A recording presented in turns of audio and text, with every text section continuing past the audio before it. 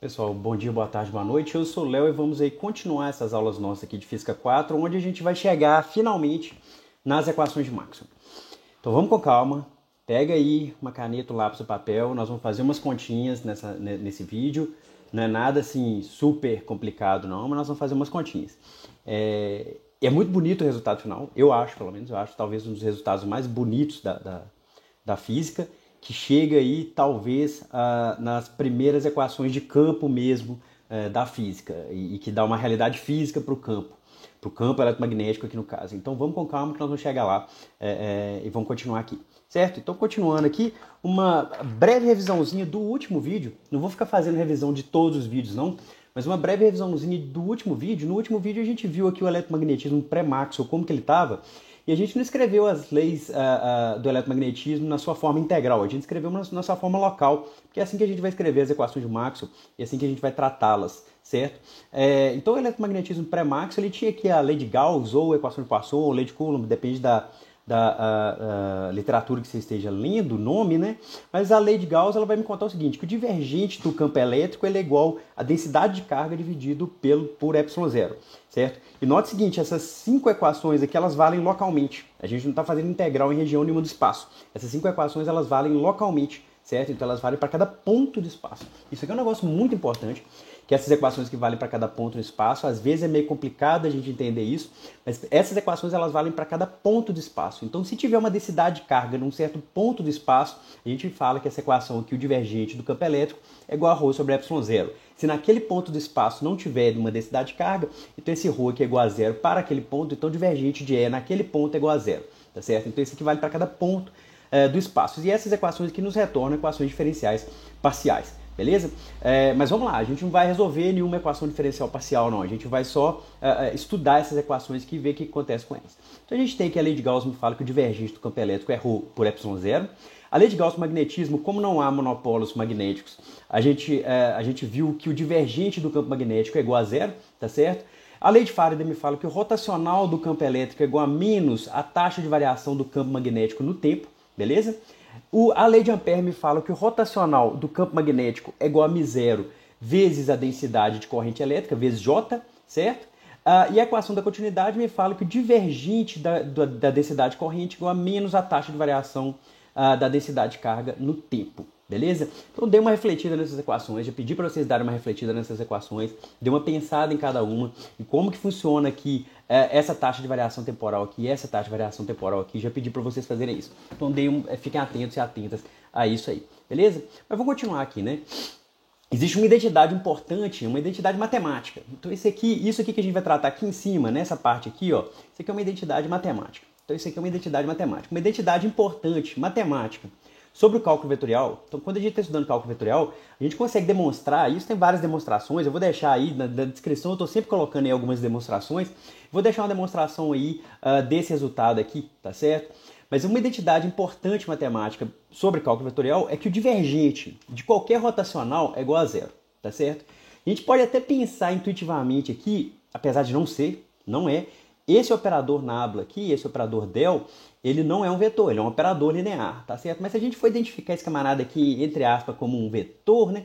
Eu tenho aqui A escalar com A vetorial com V, certo? Então, se esse rotacional aqui, ele com certeza ele seria ortogonal a esse primeiro, entre aspas, aqui entre aspas demais, entre esse vetor e esse campo vetorial, tá certo? Então esse camarada aqui com certeza é ortogonal a esse produto vetorial aqui, tá certo? Mas a gente tem aqui uma identidade matemática importante, vou deixar para vocês verem, quem tiver curiosidade aí ver a demonstração, que o divergente de um rotacional é igual a zero.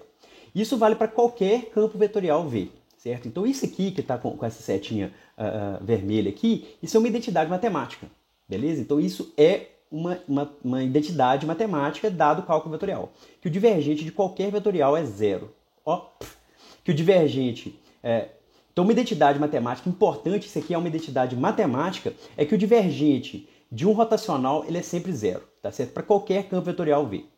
A lei de Ampère ela me fala isso aqui, né? A lei de Ampère me fala que o rotacional do campo magnético é igual a μ0j. Então o que eu vou fazer aqui? Eu vou fazer uma brincadeira. Eu vou aplicar o divergente aqui, eu vou tirar a divergência do lado esquerdo e do lado direito, tá certo? Então quando eu tiro a divergência do lado esquerdo e do lado direito, eu tenho isso aqui, ó, que o divergente do rotacional do campo magnético é igual a μ0 vezes o divergente de J.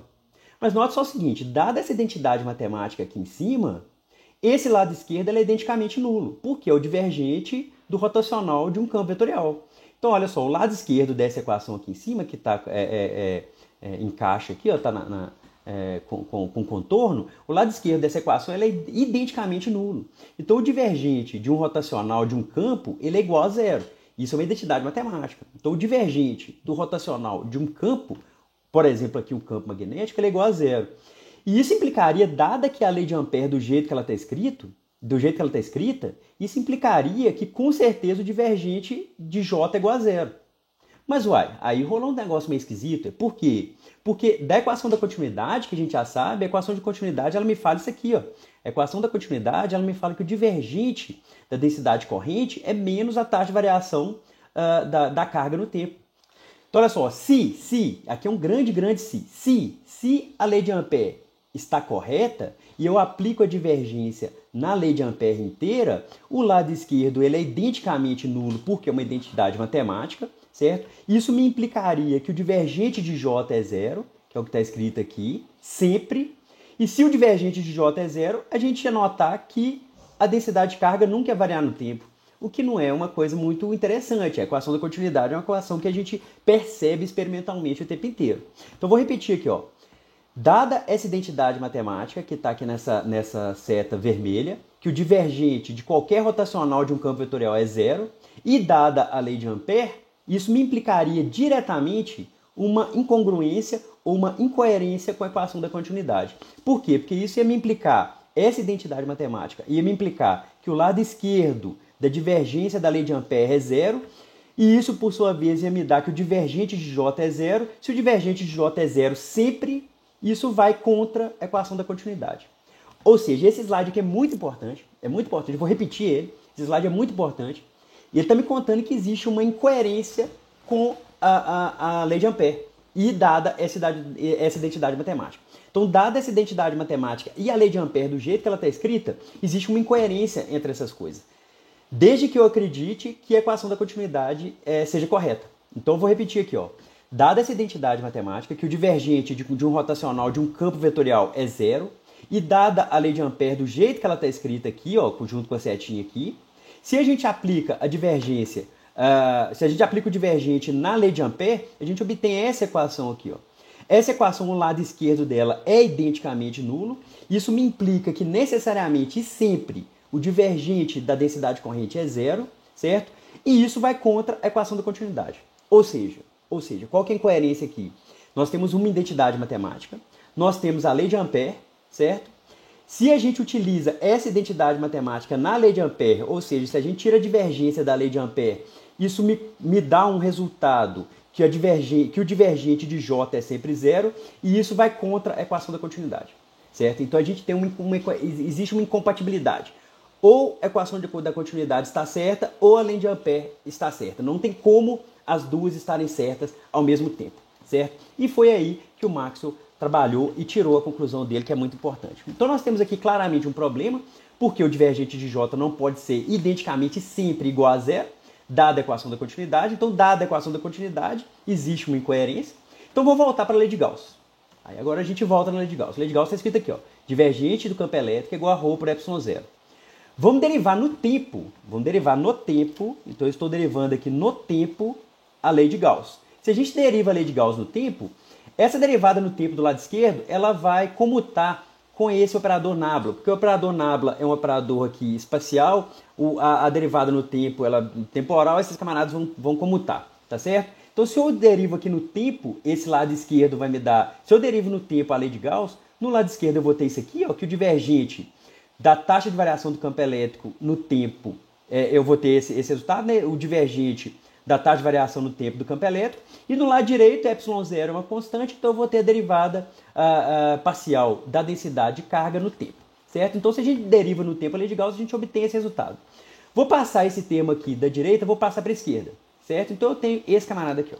Então, salva esse camarada aqui, dá uma pensada nele aqui. Só passei o lado direito aqui para a esquerda, certo? Então, eu tenho aqui que o divergente dessa derivada do campo elétrico menos 1 por ε0, a derivada da densidade de carga no tempo, é igual a zero, certo? Agora nós vamos utilizar a equação da continuidade. O que a equação da continuidade me diz? Que menos a derivada da densidade de carga no tempo é igual a divergente de J. Aqui, ó, eu tenho justamente menos a derivada da densidade corrente no tempo. Então, eu vou substituir esse camarada. Então, eu tenho o quê? Eu tenho que o divergente dessa taxa de variação do campo elétrico no tempo mais 1 por ε0, o divergente de J é igual a zero. Agora, eu posso, entre aspas, eu posso tirar aqui esse divergente evidência, porque o divergente é uma operação linear, então a divergência de cada um vai ser a soma da divergência de duas partes é igual ao divergente da soma das duas partes, que é uma operação linear, tá certo? Depois, qualquer coisa, a gente conversa isso na aula síncrona, mas o que eu estou dizendo é esse aqui, ó, que o divergente, certo, de A mais B, isso aqui tem que ser vetor, né? Isso aqui é igual ao divergente de A,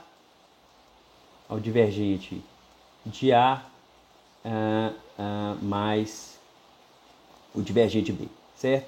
Então é isso que eu estou falando, que esse camarada é linear, beleza? Mais o divergente de B, desculpa a letra aí.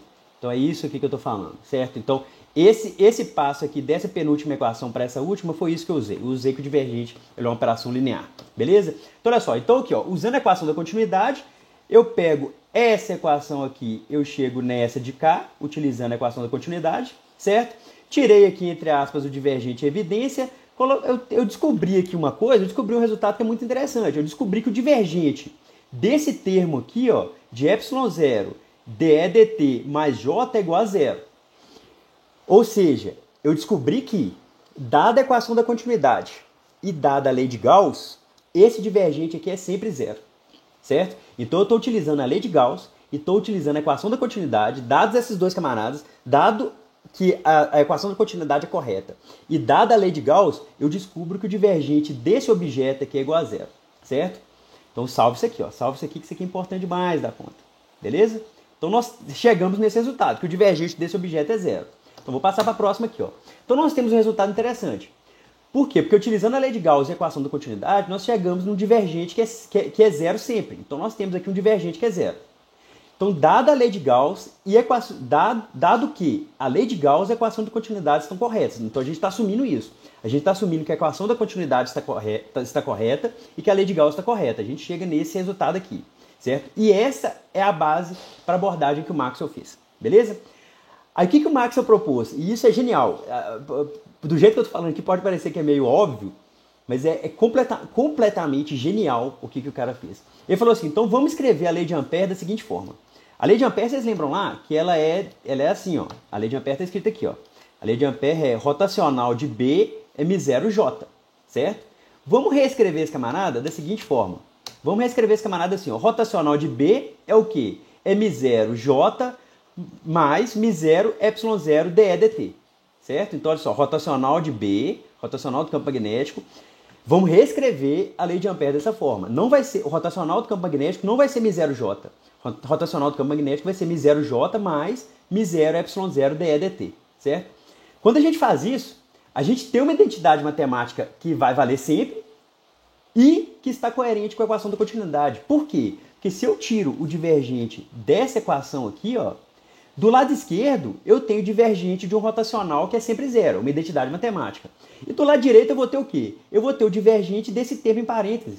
Mas o divergente desse termo em parênteses está escrito aqui em cima, ele é sempre zero também. Então, olha só, a gente recupera a identidade matemática e a gente perde aquela incoerência que tinha. Porque a gente tinha uma incoerência que de um lado da equação, só na lei de Ampère sozinha, de um lado da equação, se eu tirasse o divergente, ia ser zero, e do outro ia dar uma incompatibilidade com a equação da continuidade. Agora não. Agora, se eu tiro o divergente dessa equação aqui que está em verde, se eu tiro o divergente dessa equação que está em verde, o lado esquerdo é zero e o lado direito é zero, dado que a equação da continuidade está correta. Tá certo? Então, fazendo isso, nós teremos aqui uma identidade matemática sempre valendo, que é o divergente do lado esquerdo, e que estará coerente com a equação da continuidade. Essa foi a proposta de Maxwell. A proposta de Maxwell foi, pode parecer pouco, mas isso aqui ele revolucionou. Maxwell ele revolucionou a história da ciência. E não só Maxwell, isso aqui o Faraday estava num passo para chegar nisso. O Faraday é completamente genial, o Faraday. Só que o Faraday ele possuía pouco arcabouço matemático, ele não tinha tanto domínio da matemática. Apesar de ser brilhante, o cara é absolutamente genial. A lei de Faraday, ele escrevia tudo em texto e tal, não tinha tanta matemática, mas o cara era absolutamente genial, o Faraday. Só que o Maxwell, o que ele fez? Ele falou assim, ó, seguinte, a lei de Gauss é essa aqui, a lei de Gauss magnetismo é esse camarada, a lei de Gauss está aqui, a lei de Gauss magnetismo é esse camarada, a lei de Faraday é esse camarada, só que a lei de Ampère, eu não vou escrever a lei de Ampère desse jeito. A lei de Ampère eu vou escrever assim, ó. A lei de Ampère eu vou escrever, e agora nós vamos começar a chamar essa lei de Ampère Maxwell. Ela vai ser que o rotacional do campo magnético é μ0 vezes J, densidade corrente, mais ε0 dEdt, certo? Quando o Maxwell faz isso, eu até coloquei que a equação de Maxwell, toda sua glória, ele unifica o eletromagnetismo inteiro. Porque olha só, a gente começa a ter alguma simetria aqui, ó. Como eu não tenho monopolo magnético, o divergente de B tem que ser zero. Mas aqui eu tenho divergente de B vezes alguma coisa, que é igual a alguma coisa, aqui eu tenho divergente de E, que é igual a alguma coisa. Aqui eu tenho que o rotacional do campo elétrico é igual a uma taxa de variação do campo magnético, e aqui eu tenho que o rotacional do campo magnético ele está relacionado a alguma taxa de variação do campo elétrico, tá certo? Então, quando o Maxwell faz isso, quando ele introduz isso, e a teoria de Maxwell não é só introduzir esse termo, ele trabalha todas as equações de campo, ele ganha essa simetria, ou seja, a taxa de variação do campo elétrico também pode gerar um campo magnético, tá certo? Ele tira a ideia de ser só campo elétrico e campo magnético, existe uma unificação, e sempre que existe unificação em ciência, isso ganha muita tecnologia. Isso aqui foi, o Maxwell propôs isso entre 1850 e 1860. 20, 30 anos depois já tinha gente mandando mensagem via rádio, utilizando ondas eletromagnéticas. Então, assim, que não existia até essa proposta do Maxwell. Então, é um negócio absurdo. Essa unificação que o Maxwell fez é uma coisa absurda. E mais que isso, até o Maxwell ou até o Faraday ele já estava aí colocando alguma coisa de física, alguma realidade física nos campos, tá certo? Mas até Faraday, Maxwell, até ali século XIX, os campos não eram tão vistos como uma entidade física, eles eram mais um auxílio matemático. Quando o Maxwell propõe essa teoria dele, existe uma realidade física intrínseca ao campo. O campo eletromagnético ele possui energia, ele vai possuir momento linear, vai possuir momento angular. O campo eletromagnético, na verdade, ele é luz, tá certo? Então, a própria ótica, quando o Maxwell ele unifica a eletricidade e o magnetismo, Maxwell, não só o Maxwell sozinho, obviamente isso foi aí, erguido aí no ombro de gigantes, né? Mas o Maxwell, quando ele faz essa unificação do eletromagnetismo, ele também junta a ótica. Nós vamos ver isso no próximo vídeo ou no seguinte, na verdade no seguinte, nós vamos ver isso, que quando o Maxwell ele propõe essa equação dele verde aqui, ele unifica o eletromagnetismo inteiro, e mais do que isso, ele chega no resultado, nós vamos chegar nesse resultado em breve, daqui 2, 3 vídeos no máximo, ele unifica inclusive com a ótica. Toda a parte de ótica, ela pode ser, a ótica, ou seja, estudo da propagação da luz, ela pode ser vista como estudo da propagação de ondas eletromagnéticas. Nós vamos chegar nisso no próximo vídeo, tá certo? Então, aqui eu coloquei esse slide, eu acho ele muito bonito, né? O eletromagnetismo mais a ótica, houve unificação aqui de 3 campos da física, eletricidade, magnetismo e ótica. O eletromagnetismo mais a ótica, ele se torna esse conjunto de equações aqui, ó. São as equações de Maxwell. As equações de Maxwell são essas equações aqui, tá certo? As equações de Maxwell. Por que se torna equações de Maxwell esse conjunto de 4 equações? Porque o campo eletromagnético ele vai se tornar um objeto, uma entidade física, de fato, tá certo? O campo magnético ele possui agora uma atribuição um pouco mais elevada, vamos chamar assim. Ele não é mais só um auxílio matemático. Ele possui uma atribuição extremamente elevada, ele se torna uma entidade física. E aí as equações de Maxwell elas são compostas pela lei de Gauss, pela lei de Gauss-magnetismo, pela lei de Faraday e pela lei de Ampère-Maxwell, com esse termo. Esse termo do Maxwell, só um detalhe aqui histórico, o Maxwell ele chamou esse termo, e vocês vão ver esse termo em várias fontes aí, bibliográficas com esse nome. Esse termo aqui de μ0, ε0, dEdt, na verdade esse termo aqui, ε0, dEdt, o Maxwell ele deu o nome de corrente de deslocamento, certo? Esse nome corrente de deslocamento ele é muito bom quando a gente está trabalhando com dielétricos. Porém, quando a gente está trabalhando no vácuo, esse nome não fica muito bacana, tá certo? Mas só que ganhou esse nome histórico de corrente de deslocamento, então a gente continua chamando esse termo aqui de corrente de deslocamento. O Maxwell ele tinha uma ideia muito mecanicista da propagação desses campos. Depois, quando a gente for falar de ondas eletromagnéticas, a gente vai falar um pouquinho mais sobre isso. Mas esse conjunto de 4 equações aqui é chamado de equações de Maxwell.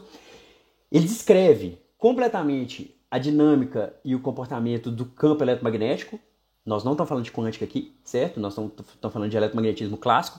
Então, ele descreve completamente a dinâmica do campo eletromagnético, tá certo? Essas 4 equações aqui. Obviamente, como eu já disse em outros vídeos, a gente está trabalhando nessa disciplina com o campo eletromagnético no vácuo, tá certo? Quando a gente tem aqui, trabalhando em outros meios, aparecem outros termos aqui. O campo elétrico ele ganha o termo de polarização, o campo magnético ganha o termo de magnetização, mas as equações ficam com uma cara um pouco parecida, tá certo? E além disso eu coloquei aqui a força de Lorentz. Por que eu coloquei essas 5 equações? Porque as 4 equações aqui, que são as equações de Maxwell, mais a força de Lorentz, me dá o conjunto de leis dinâmicas para o eletromagnetismo, tá certo? Então, o eletromagnetismo mais a ótica, ele está todo contido nessas equações aqui. Isso é muito bonito, isso é um negócio muito bacana, tá certo?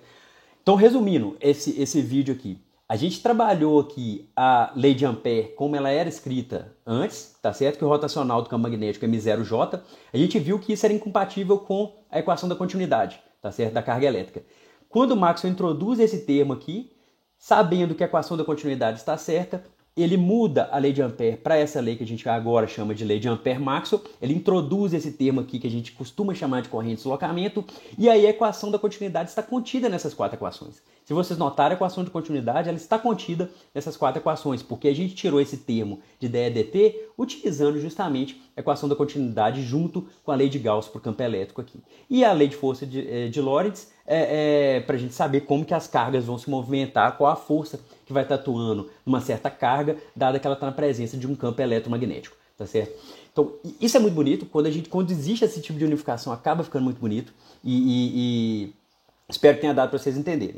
O resumo desse vídeo é esse. No próximo vídeo a gente vai fazer 2 exemplos utilizando aqui o termo de Maxwell, tá certo? Utilizando as equações de Maxwell, e depois nós vamos falar de ondas planas, que aí vocês vão ver surgindo a luz nas equações de Maxwell, e isso é bonito pra danar. Espero que tenha dado para entender. Um grande abraço, falou!